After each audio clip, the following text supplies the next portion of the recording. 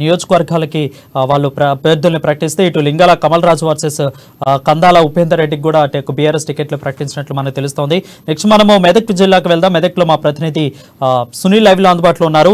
గజ్వేల్ నియోజకవర్గం నుంచి తూకుంట నర్సరెడ్డికి కాంగ్రెస్ పార్టీ అభ్యర్థిని ఖరారు చేస్తే అటు బీజేపీ మాత్రం ఈటెల రాజేందర్, బీఆర్ఎస్ మాత్రం కేసీఆర్ గజ్వేల్లో పోటీ చేసిన పరిస్థితి అక్కడ కనిపిస్తోంది. ఇటు పక్క మెదక్ మైనంపల్లి రోహిత్కి ఇస్తే అనుకున్నట్లుగానే మైనంపల్లి కుటుంబం నుంచి ఇద్దరికి ఇస్తారు టికెట్లు అన్న వార్తలు అయితే ఏదైతే వచ్చినావి వాస్తవంగా కనిపించి మైనపల్లి రోహిత్కి ఇచ్చారు. సో బీఆర్ఎస్ నుంచి అయితే పద్మా దేవేందర్ రెడ్డికి ఇచ్చారు.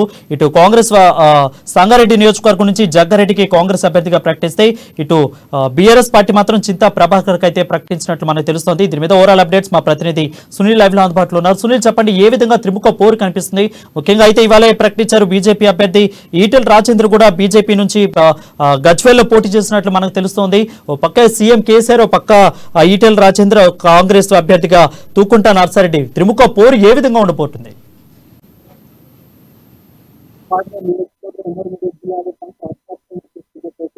గజ్వేల్ నియోజకవర్గం చెప్పవచ్చు.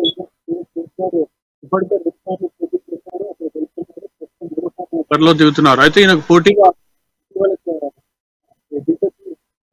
ఎమ్మెల్యే అభ్యర్థిగా ఈటెల రాజేంద్ర హాట్ టాపిక్ గా మారింది. రాష్ట్ర వ్యాప్తంగా కూడా ఉమ్మడి చూసుకున్నట్లయితే ఇప్పటికే బీఆర్ఎస్ పార్టీ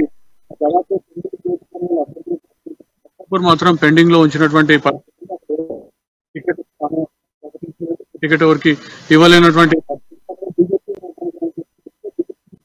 ఉమ్మడి మెదక్ జిల్లాలో చూసుకున్నట్లయితే పటాన్చెరు, నారాయణఖేడ్ నారాయణఖేడ్ లో బీజేపీ రాష్ట్ర అధికార చూసుకున్నట్లయితే మురళీ యాదవ్ ఈయన బీఆర్ఎస్ పార్టీ జిల్లా అధ్యక్షుడు కు గురయ్యారు. అనంతరం ఆయన బీజేపీ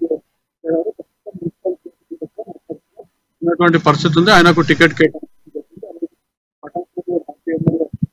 బీజేపీ సీనియర్ నాయకులు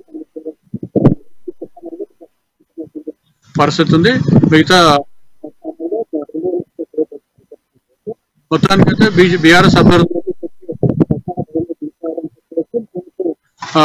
బీజేపీ అభ్యర్థులు కాంగ్రెస్ పార్టీ కూడా ఆందోళన నుంచి మాజీ ఉప